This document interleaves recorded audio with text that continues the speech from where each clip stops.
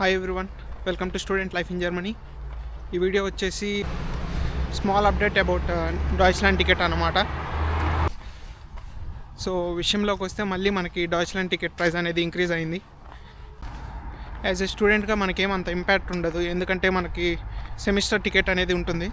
చాలా పబ్లిక్ యూనివర్సిటీస్లో మనకి సెమిస్టర్ టికెట్తో పాటు డాయిచ్లాండ్ టికెట్ కూడా ఇస్తున్నారు. సో దానివల్ల మనకి అంత ఇంపాక్ట్ అనేది ఏముండదు. ఎవరైతే స్టూడెంట్ స్టేటస్లో ఉండారో వాళ్ళందరూ ట్రావెల్ చేయాలంటే డాయిచ్లాండ్ టికెట్కి 63 euros పే చేయాల్సిందే ఫ్రమ్ జనవరి 2026 నుంచి. ఇంకో పాయింట్ ఏంటంటే మనకి మోస్ట్ ఆఫ్ ది పబ్లిక్ యూనివర్సిటీస్లో వాళ్ళే మనకి డాయిచ్లాండ్ టికెట్ కూడా ఇస్తారు. అదే ప్రైవేట్ యూనివర్సిటీ అయితే మనమే ఎక్స్ట్రాగా ఫీజు కట్టాల్సి వస్తుంది డాయిచ్లాండ్ టికెట్కి. సో వీడియో నచ్చినట్లయితే లైక్ చేయండి.